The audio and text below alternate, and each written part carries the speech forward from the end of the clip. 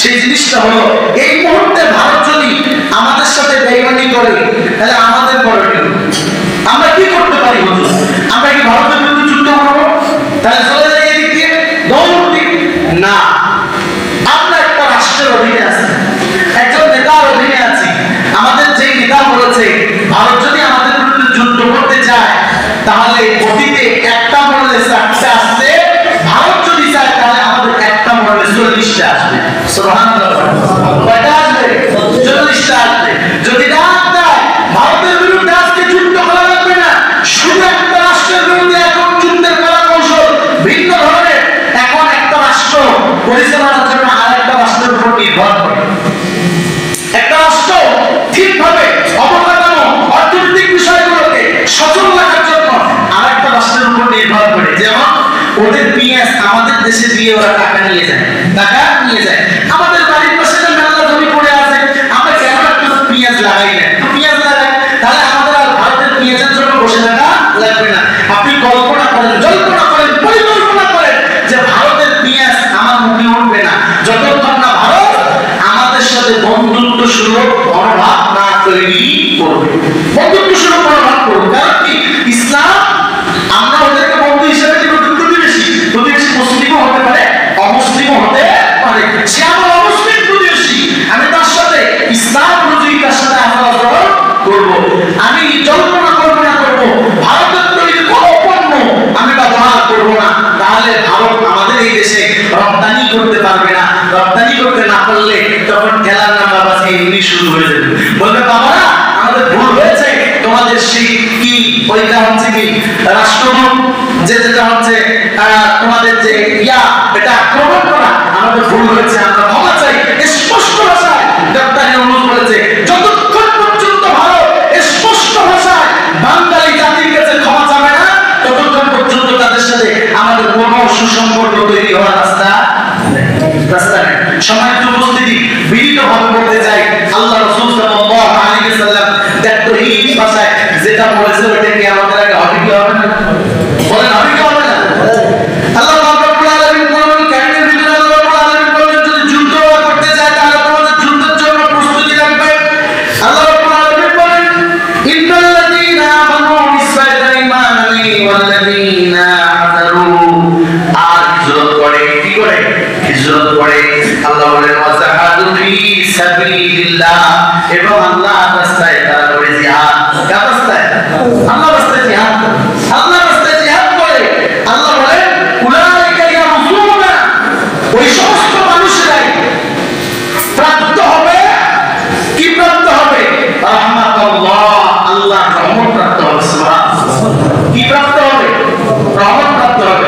দেখেন না এখন এই যে আমাদের পার্শ্ববর্তী আরেকটা দেশ, যে দেশটা একবার হচ্ছে কি আমেরিকা বিভিন্ন ষড়যন্ত্র করে একবার ধূলিসাৎ করে দিল তালের মাত্রা, সেই দেশ কালের পর কাল বছরের পর বছর যুদ্ধ করে কোলের সন্তানকে রক্তাক্ত অবস্থায় দেখা, মা বাবাকে রক্তাক্ত অবস্থায় দেখা দেখে দেখে তারা ধৈর্য ধরে ধরে তাদের বিরুদ্ধে যুদ্ধ করে। তারা অর্থনৈতিকভাবে এখন সমৃদ্ধশালী এতটা হচ্ছে, তাদের রিজার্ভ এতটা বেড়ে গেছে যে আর কিছুদিনের মধ্যে আমেরিকাকে টপকে যাবে। সুবহানাল্লাহ। তারা শুধু কি মোটা বিশ্বের বুকে আল্লাহ তাদেরকে এমন রহমত দিয়েছে, তারা যদি ডালিমের রস শুধু কি করে রপ্তানি করে, তো এটা দিয়েই তাদের কি অর্থনৈতিক এত বেশি চাঙ্গা হবে যেটা কল্পনা হয়। আল্লাহ তাআলা তাদের মাটি দিয়েছে, খনিজ সম্পদগুলোকে এতটা দিচ্ছে, এগুলো করার জন্য হচ্ছে যারা এখন আন্তর্জাতিক বিষয়ে খবর রাখে তারা এগুলো দেখে। আমি এতগুলো রাখি না, কিন্তু প্রয়োজনে যতটুকু রাখা দরকার ততটুকু রাখি। কিন্তু সময় স্বল্পতার কারণে আমি আজকের এই জমার বক্তব্যে অজস্র তথ্য দেওয়া উচিত ছিল আপনাদের সামনে, কিন্তু আমি দিতে পারতেছি না এই কারণে যে গত রাতে আমি যখন পড়তে বসবো তখন আমার মামানি বড় মামানির মৃত্যুর সংবাদ। যার পরও আমি যতটুকু তথ্য দিচ্ছি অক্লান্ত পরিশ্রম বিভিন্ন টেনশনকে মাথায় নিয়ে আমি এতটুকু জমার বক্তব্যটাকে আপনাদের সামনে প্রাণাঞ্জল করার চেষ্টা করতেছি যে এতটুকুতে আপনি বোঝেন আল্লাহ হাবিব বলেছেন আল কুফরু মিল্লাতু ওয়াহিদ, কাফিররা এক জাতি গোষ্ঠীর অন্তর্ভুক্ত। এ মুসলমানরা তোমরাও কি হও? এক জাতি গোষ্ঠীর অন্তর্ভুক্ত হও। নবী সাল্লাল্লাহু আলাইহি ওয়াসাল্লাম মুসলিম জাতিকে হাদিস নাম্বার 3175। কত নাম্বার হাদিস? এই হাদিসটা একটু মুখস্থ করে যারা বলবেন ভারতের সাথে কি আছে তোমরা দ্বন্দ্ব করা এরকম করা। ভারত আমাদেরকে স্বাধীনতার সময় কম সাহায্য করছে, কিন্তু আমাদের চুরি কম নিয়েছে, চুরি করেও কম নিয়ে যায় নাই। কলা দিয়ে আমাদেরকে কি বোঝায়, কলা দিয়ে কলার পাতা পায়, এরকম করে সবগুলো নিয়ে গেছে। আমাদের এই দেশটাকে তারা সুন্দর কোটা বলছে, কিন্তু আমরা তাদের অবদান যতটুকু আপনি বলেছেন, এই অবদান এই বাঙালি জাতি যতদিন বিশ্ব মানচিত্রে বাংলাদেশ থাকবে ততদিন আমরা বুঝবো স্বাধীনতার সময় আমাদের বন্ধু রাষ্ট্র ভারত ছিল। কি ছিল? এটাকে ভুলে যাবেন নাকি? আমরা ভুলে যাব না, কিন্তু সেই বন্ধুত্বের মানে এই নয় যে আপনারা আমাদের দূরভাষ ভেঙে দিবেন, আপনারা আমাদেরকে তুচ্ছ তাচ্ছিল্য করবেন। যদি এখন তুচ্ছ তাচ্ছিল্য করে তাহলে অতীতে যারা আমাদের শত্রু ছিল, আমরা যখন আপনাদের সাথে পাবো না তখন আমরা আবার মুসলমানরা ভারত, বাংলাদেশ, পাকিস্তান, মালয়েশিয়া, ভুটান, শ্রীলঙ্কা কোনো সুযোগ দিই না, সব বিশ্বের মুসলমানরা এক হয়ে যাবে। বাংলাদেশে হিন্দু বৌদ্ধ খ্রিস্টান কোনো বলি না, সে দেশের স্বাধীনতা সার্বভৌমত্ব রক্ষার জন্য আমরা সবাই এক হয়ে যাবো ইনশাআল্লাহ। ইনশাআল্লাহ আবার আমরা চিন্তা করব। আল্লাহ নবীজি দেখো এই ভাষা বলেছেন, নবীজিটা কইছে একটু হরিবিত হবে না? সবাই বলে নবীজিটা বলছে এটা হরিবিত হবে না? ওটার জন্য প্রস্তুত থাকে। আল্লাহ হাবিব বলেছে কেউ যদি নিয়ত করে মনের ভিতরে যে আমি হজ করতে যাব, যদি জীবন হজ করতে যেতেও না পারে আল্লাহ তার নিয়তের করার থেকে হজের সওয়াব দিয়ে দেন। সুবহানাল্লাহ। আমরা যদি আমাদের সময়ে হিন্দুস্তানের যুদ্ধ না হয়, আমরা হিন্দুস্তানের যুদ্ধের জন্য নিজেকে প্রস্তুত রাখবো। আমরা আমাদের সন্তান সন্ততি পরিবার পরিজনকে আমরা তৎক্ষণই ছেড়ে দিব। যখনই হিন্দুস্তানের বিরুদ্ধে যুদ্ধের জন্য ডাক আসবে তখনই আমরা সেই যুদ্ধে বের হয়ে যাব। যদিও আমাদের জীবনে হিন্দুস্তানের যুদ্ধ না হয়, তারপর আল্লাহ আমাদের আমলনামায় হিন্দুস্তানের যুদ্ধের সওয়াব লিখে দিবেন। সুবহানাল্লাহ। আল্লাহ নবী সাল্লাল্লাহু আলাইহি ওয়াসাল্লাম এই ভাষা বলেছেন, যেটা নবীজি বলেছেন সেটাকে আমাদের আগে হবে। আল্লাহ হাবিব বলেছেন, হযরতে সাওবান রাদিয়াল্লাহু আনহু আল্লাহ রাসূল সাল্লাল্লাহু আলাইহি ওয়াসাল্লাম, আল্লাহ রাসূলের দাস সাওবান তিনি বলেন, আল্লাহ রাসূল সাল্লাল্লাহু আলাইহি ওয়াসাল্লাম বলেছেন, ইসাবাতান মিন উম্মতিহি আখরাজাহুমা আল্লাহ মিনান নার। আল্লাহ আমার উম্মত থেকে দুটি দলকে আল্লাহ জাহান্নাম থেকে নিষ্কৃতি দান করবেন। সুবহানাল্লাহ। ভালো করে বুঝেন, সূরা আন-নাসাই 3175 নম্বর হাদিস। আল্লাহ হাবিব বলেন আমার উম্মত থেকে আল্লাহ দুটি দলকে আল্লাহ জাহান্নামের আগুন থেকে নিষ্কৃতি দিয়ে দিবেন। সুবহানাল্লাহ। মুক্তি জাহান্নামের আগুন থেকে স্পষ্ট করবে না। আল্লাহ হাবিব সাল্লাল্লাহু আলাইহি ওয়াসাল্লাম বলেন তার মধ্যে একটি দল হলো ইসাবাতুন তাখরুল হিন্দ। হিন্দুস্তানে যারা বসবাস করে তারা হলো হিন্দু। এই হিন্দুস্তানের মানুষরা মুসলমানদের বিরুদ্ধে যুদ্ধের জন্য প্রস্তুতি নিবে। সেই যুদ্ধে যেই মুসলমানরা অংশগ্রহণ করবে আল্লাহ তাদেরকে জাহান্নামের আগুন থেকে মুক্ত ঘোষণা করেছেন। সুবহানাল্লাহ। আল্লাহ নবী সাল্লাল্লাহু আলাইহি ওয়াসাল্লাম আবার বলেছেন যে রাখো আরেকটি দলকে ওয়াইসাবাতুন তাকুন মা ঈসা ইবনে মারইয়াম আলাইহিস সালাম, আরেকটি দলকে আল্লাহ পাক রব্বুল আলামিন জাহান্নামের আগুন থেকে মুক্ত ঘোষণা করেছেন। যেই দলটা হলো ঈসা ইবনে মারইয়াম আবার এই পৃথিবীতে আসবে নবী হিসাবে নয়, আখিরি জামানার নবী বিশ্বনবী মুহাম্মদ রাসূলুল্লাহ সাল্লাল্লাহু আলাইহি ওয়াসাল্লামের উম্মত হিসাবে আসবে। আল্লাহ হাবিব বলেন ঈসা ইবনে মারইয়ামের সঙ্গী যারা হবে আল্লাহ তাদেরকেও জাহান্নাম থেকে মুক্তি দিয়েছেন। সুবহানাল্লাহ। বুঝা যাচ্ছে হাদিসের আলোকে হিন্দুস্তানের যুদ্ধ হবে আগে, ঈসা ইবনে মারইয়ামের আগমন হবে পরে। বলেন তো কি ঈসা ইবনে মারইয়ামের আগমন হবে পরে? যারা বসে আছেন যে ঈসা ইবনে মারইয়াম আসলে আমরা তার সাথে সঙ্গী হব, চিনতে পারবেন না, কানা হয়ে পড়বেন।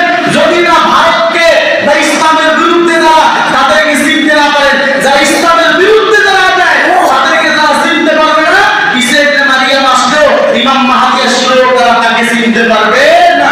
সংকল্প করে আজকের এই জুমার মসজিদে আমার যত মুসল্লি রয়েছেন মা বোন শিশু সহ সকলকে বলবো হিন্দুস্তানের যুদ্ধ আজ থেকে কাল, কাল নয় পরশু, পুরো হিন্দুস্তানের যুদ্ধ হবেই। হিন্দুস্তানের এই যুদ্ধের ডাক আসলে আমরা যারা সেই ডাকে শামিল হতে পারি আল্লাহ যেন এই তৌফিক আমাদেরকে দান করে। আমরা সকলেই করি আমিন। প্রস্তুত করে রাখবো যে হিন্দুস্তানের সাথে যুদ্ধ হবে, এটা আমাদের নবী বলেছে। ওই যুদ্ধে যারা যাবে, ওই যুদ্ধের ব্যাপারে যারা পরিকল্পনা করবে, ওই যুদ্ধের জন্য যারা ভারতের হিন্দুস্তানের বিরুদ্ধে প্রতিরোধ ব্যবস্থা গ্রহণ করবে আল্লাহ তাদেরকে জাহান্নামের আগুন থেকে মুক্ত ঘোষণা করেছেন। বলেন সুবহানাল্লাহ। আরেকটা হাদিসের অংশ আজকে জোড়া বক্তব্য এখানে শেষ করব। আল্লাহ হাবিব সাল্লাল্লাহু আলাইহি ওয়াসাল্লাম তিরমিজি 1993 নম্বর হাদিসের ভিতরে বলেছেন, মান খাফা সালাহুন্না ফালাইসা মিন্না। যদি এখন কেউ কয় ভালো আমাদের সাইডে কয় গুণ বড় প্রশ্ন, এটা তো জানেন 27 গুণ বড়, আমাদের সাইডে ভালো 27 গুণ বড়। এই এদের বিরুদ্ধে যুদ্ধ লাগলে আমরা কি টিকব? আমাদের তো মেরে ফেলবে ওরা, তো বিরাট মনে করবে।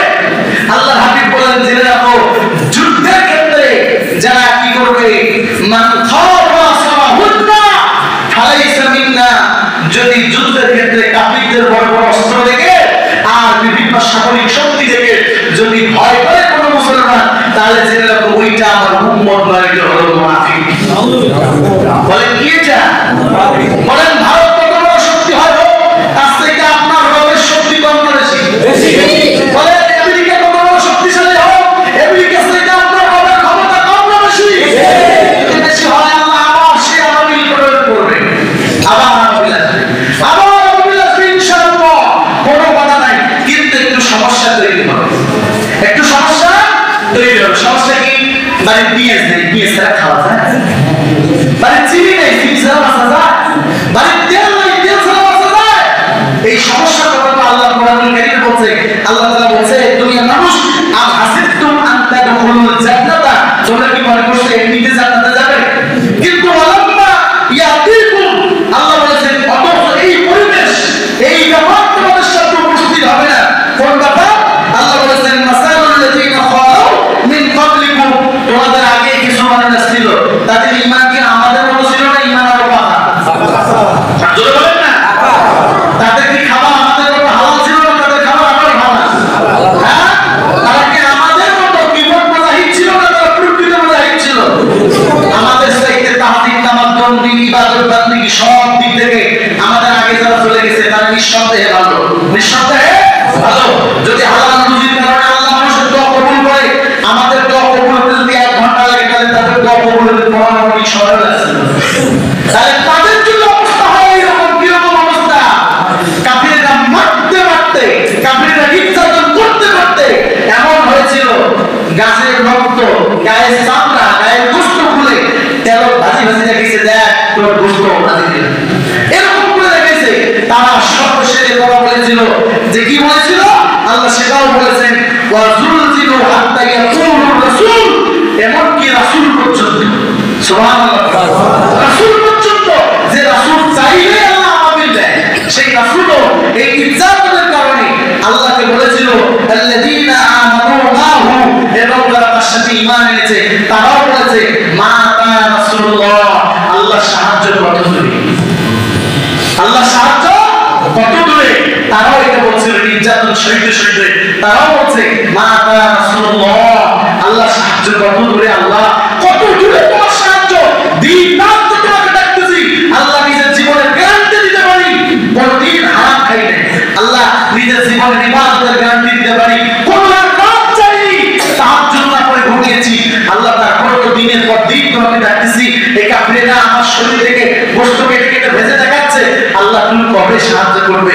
আল্লাহ বলেন, জেনে রাখো পৃথিবীর মানুষ, আলা ইন্না নাসরাল্লাহিল কারীম, আল্লাহ সাহায্য অতি নিকটে, বলেন সুবহানাল্লাহ। সুতরাং কেউ হতাশ হবেন না। সারের দাম বেড়ে গেছে তো কি হচ্ছে? ডিজেলের দাম বেড়ে গেছে তো কি হচ্ছে? আকার করবেন না, রাষ্ট্রের মধ্যে অস্থিতিশীল পরিবেশ তৈরি করবেন না। আল্লাহ সাল্লাল্লাহু আলাইহি ওয়াসাল্লাম বলেছেন, লা ইয়াফলিহুল কওমা ইযা আমরাহুম ইমরাতান, যদি কোন জাতি সফলতা কোনদিন পর্যন্ত হয় না যেই জাতির আদেশদাতা মহিলা থাকে। আমাদের এতদিন তো মহিলা ছিল, এতদিন তো আমাদের দুর্দশা ছিল, কিন্তু এখন তো আমাদের একজন পুরুষ এসেছে।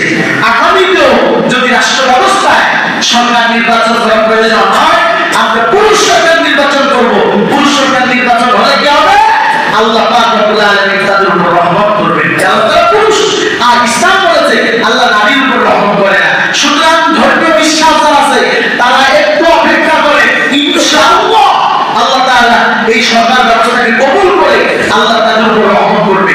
2 নম্বর কথা বলে দেই, ইসলাম আমাদেরকে বলেছে কেউ যদি ইমামতিত্ব ছেড়ে দেয়, আল্লাহ নবী বলেছেন তাকে তার দায়িত্বের উপর ছেড়ে দেয় আল্লাহ, তুই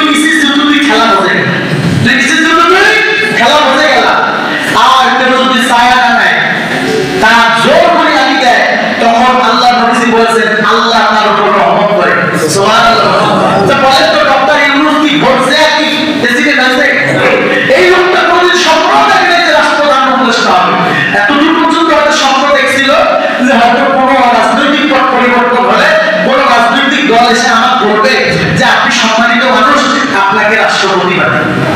কি বানায়? রাষ্ট্রপতি বানায়। একটা নামসাম বড় কিন্তু ক্ষমতা কোনো নাই। হ্যাঁ, আপনার রাষ্ট্রপতি বানায় দেন। এইরকম শত্রু হয়তো তার ছিল, কি ছিল না আল্লাহ আল্লাহ, কিন্তু হয়তো যদি থাকে তাহলে এরকম ছিল। কিন্তু তিনি কোনোদিন স্বপ্ন দেখে নাই যে বাংলাদেশের প্রধানমন্ত্রী বা প্রধান উপদেষ্টা হবে। কারণ প্রধানমন্ত্রী বা প্রধান উপদেষ্টা হইতে গেলে একটা রাজনৈতিক দলের প্রধান হওয়া লাগে, আর তিনি কোনো রাজনৈতিক দলের প্রধান নন। তাহলে তিনি কি দায়িত্ব চেয়ে দিয়েছেন না তাকে দায়িত্ব দেওয়া হয়েছে? তাহলে ইসলাম তো বলছে তাকে দায়িত্ব দেওয়া হয়, আল্লাহ তার ওই দায়িত্বের উপর রহমত করেন। সুবহানাল্লাহ বলতে দেব না। আমরা আমেরিকাও বুঝি না, ভারতও বুঝি না, তারা আমাদের দেশীয় প্রতিবেশীর সাথে আমরা সুন্দর আচরণ করতে চাই। কিন্তু প্রতিবেশী যদি তেরামি করে, তেরামির সমস্ত রাস্তা আমাদের জানা আছে। আল্লাহ বলে দিছে ওর পাতি ঢাকা লাগবে করে, দাঙ্গা লাগবে করে, সব আল্লাহ কিতাবে আছে না? আছে না? সব আছে। সুতরাং তেরামির সব রাস্তা কোরআনে আছে। আমরা কিন্তু তেরামির দিক থেকে কি সব সেরা, আবার মানবতার দিক থেকেও আমরা কি সব সেরা। মানবতা দেখাবা, মানবতা পাবা, তেরামি দেখাবা, আমরাও তেরামি দেখাবো ইনশাআল্লাহ। তাহলে বলেন আজকে জুমার বক্তব্য বলতে চাই, ভারতকে বা আমেরিকাকে যারাই মুসলমানদের বিরুদ্ধে অবস্থান নেবে তারা আমাদের একক শত্রু না জাতীয় শত্রু? জনগণের কি শত্রু? জাতীয় শত্রু। এই জাতীয় শত্রুদের বিরুদ্ধে প্রতিরোধ করার জন্য আল্লাহ হাবিব বলেছেন যারা তাদের বিরুদ্ধে মুখ দিয়ে কথা বলবে ফাহুয়া মুজাহিদুন, তারা মুজাহিদ। সুবহানাল্লাহ বলেন। আল্লাহ হাবিব বলেছেন তারা তাদের বিরুদ্ধে যারা কলমে লিখবে ফাহুয়া মুজাহিদুন, তারা মুজাহিদ। আল্লাহ হাবিব বলেন তাদের বিরুদ্ধে যারা অস্ত্র দিয়ে কি করবে, যুদ্ধ করে পরিচালনা করবে ফাহুয়া মুজাহিদুন, তারা মুজাহিদ। আল্লাহ হাবিব বলেছেন তাদের বিরুদ্ধে যারা কি করবে, অর্থ দিয়ে জিহাদ করবে তারাও মুজাহিদ। তাদেরকে যারা ঘৃণা করবে, তাদের পণ্য বয়কট করবে, আল্লাহ নবী বলেছেন তারাও মুজাহিদ। আল্লাহ তাআলা আমাদেরকে এই সময় মুজাহিদ হিসেবে আল্লাহ কবুল করুন। আমরা সকলেই পড়ি আমিন।